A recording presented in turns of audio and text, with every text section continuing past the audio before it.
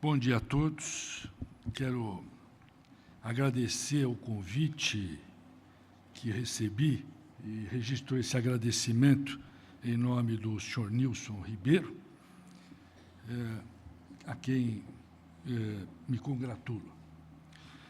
Bom, eu fiz uma pequena mudança no título, um título um pouco menos formal, e, nesse período que me foi concedido, vou trazer algumas reflexões sobre o varejo, que é a minha área de estudo, e, é claro, de modo especial, o varejo farmacêutico. Eu intitulei essa minha curta apresentação, em consonância até com o que já foi dito aqui na abertura por alguns dos que me antecederam, eu intitulei da seguinte maneira: cuidados pessoais significam muito mais do que o remédio certo na dose certa. Com essa colocação, já antecipo a direção da minha fala. O que são necessidades? O que é essencial e é necessário para alguns, é acessório para outros. Essas perguntas do que é essencial e o que é acessório não têm uma resposta direta. Como disse, esta questão não é uma questão absolutamente direta. Por outro lado, a natureza humana, ela é única. E é essa unicidade da natureza humana que permitiu ao psicólogo Abraham Maslow construir aquilo que ficou conhecido como a pirâmide das necessidades, a hierarquização das necessidades de Maslow.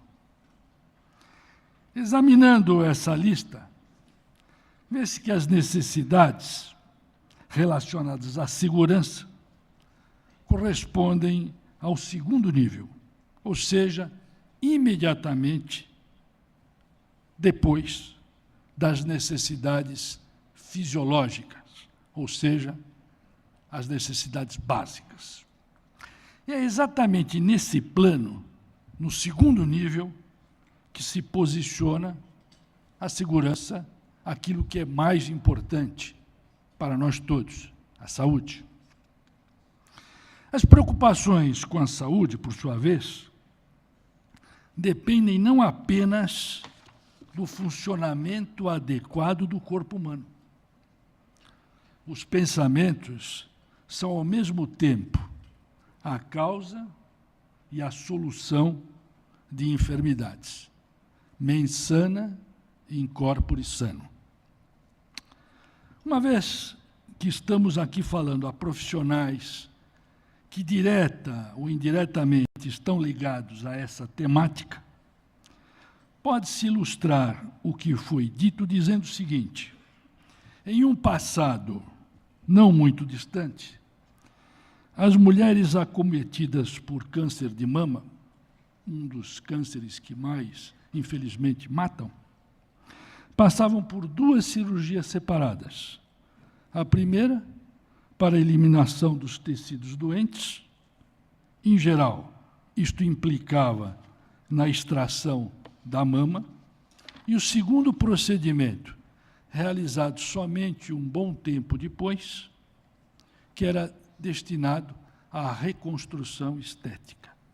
Hoje, os dois procedimentos são realizados simultaneamente, porque estudos científicos revelaram que tal abordagem não apenas diminui o tempo de recuperação, mas também aumenta as chances de pleno restabelecimento.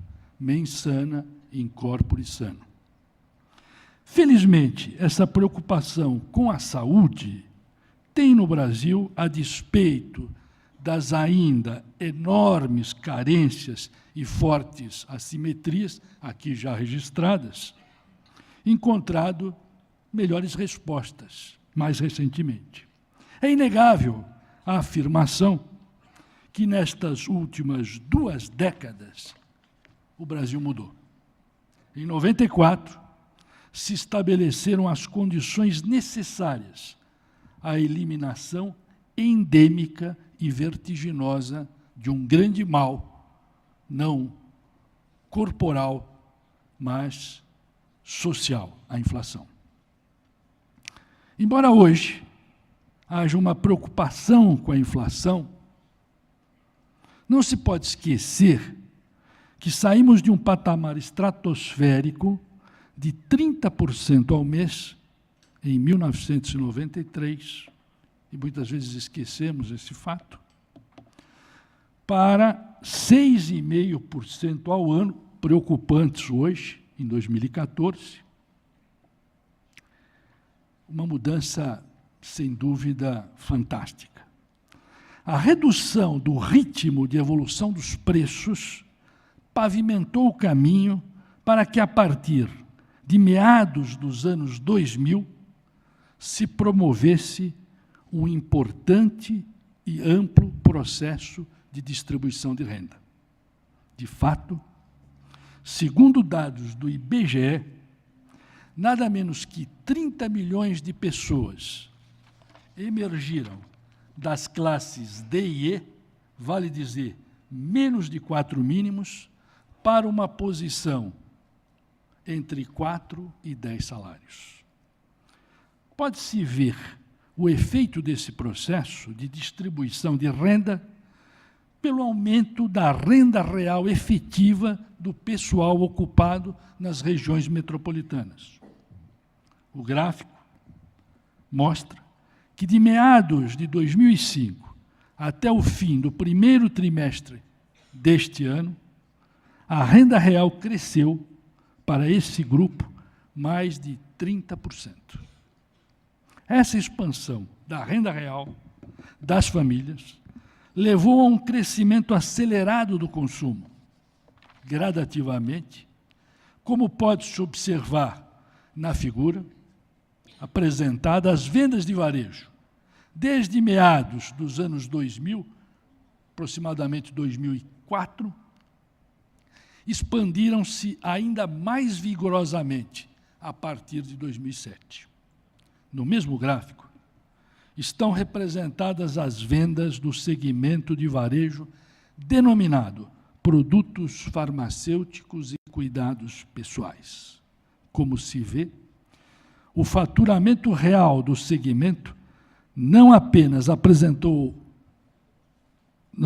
acompanhou o ritmo do setor como um todo, como também, a partir de 2011, superou a velocidade de expansão das vendas totais. Aqui também, no painel de abertura, isso foi aqui registrado.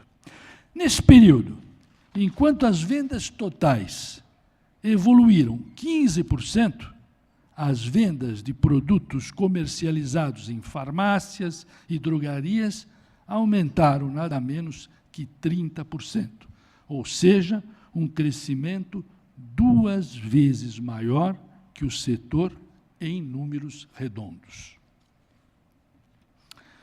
O crescimento mais veloz das vendas desses produtos comercializados nas farmácias e drogarias deve-se ao fato de que a melhora nas condições de vida se refletiu em um movimento amplo na direção dos cuidados pessoais, isto é, a saúde e a própria aparência dos indivíduos.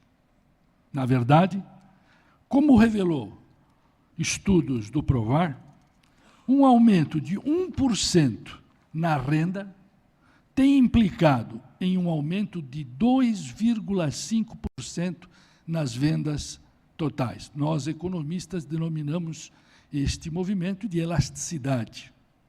Por outro lado, os mesmos 1% de aumento da renda têm levado a um crescimento de 3% nas vendas de produtos ligados aos cuidados pessoais, isto é, medicamentos e não medicamentos. Essa resposta mais intensa, associada à venda desses produtos, explica a mudança na participação desses gastos registradas entre as POFs, Pesquisas de Orçamento Doméstico, de 2003 e 2009, que são os dados disponíveis. A referida pesquisa revelou que, de 2003 para 2009, a participação desses produtos passou de 4,4% para 4,8%, ou seja, um aumento de 0,4 pontos percentuais em um horizonte de apenas 6 anos. Em 2013, as vendas de medicamentos atingiram um montante de 28,7 bilhões de reais.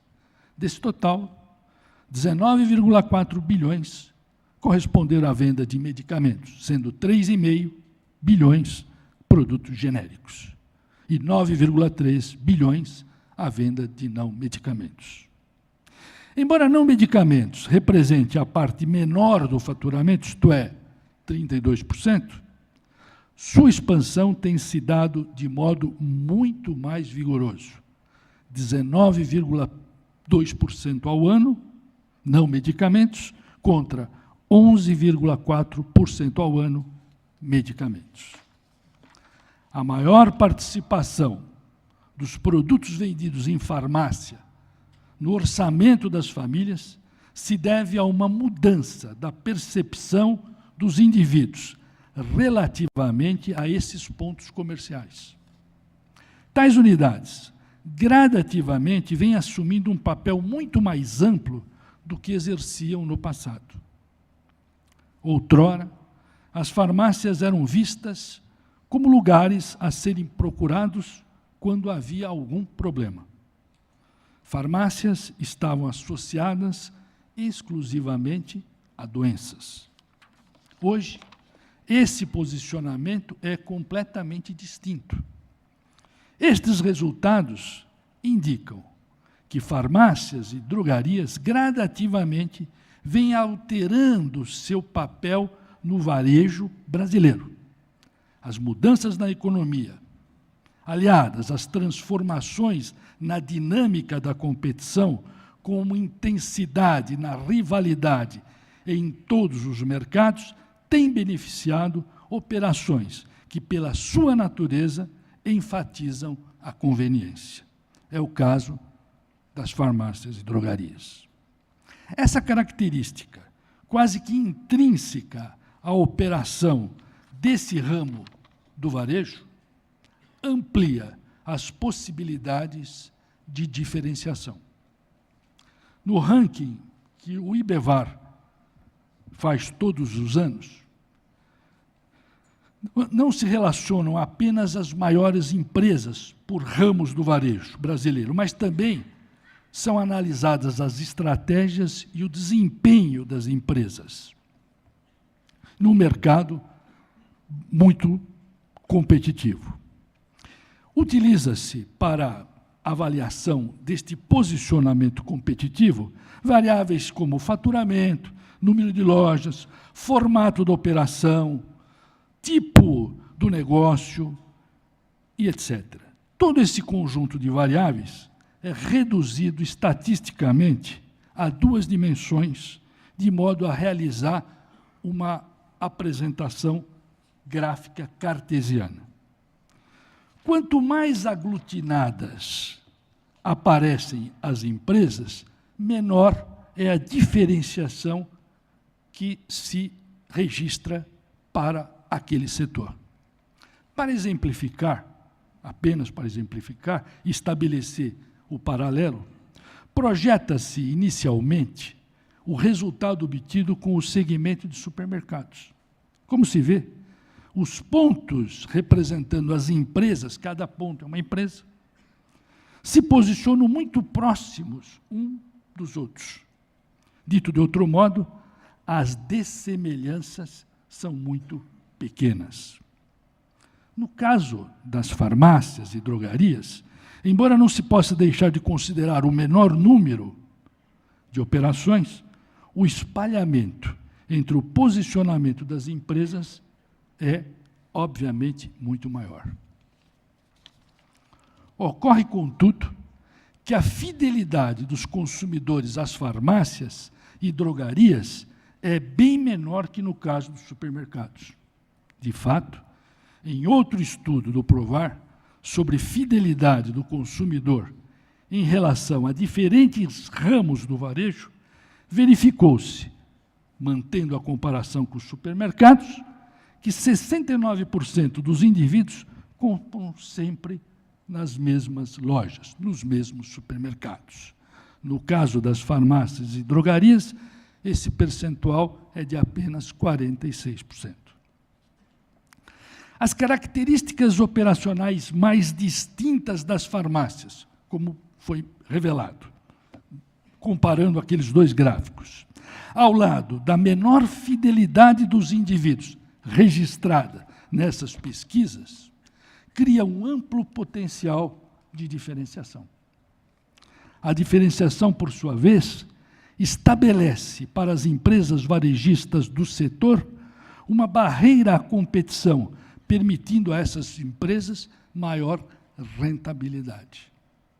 Essa maior rentabilidade relativa é fundamental em um cenário onde, dada a redução dramática dos custos de informação, hoje tudo está a alguns segundos do conhecimento do consumidor, existe uma tendência a pressionar vigorosamente as margens operacionais.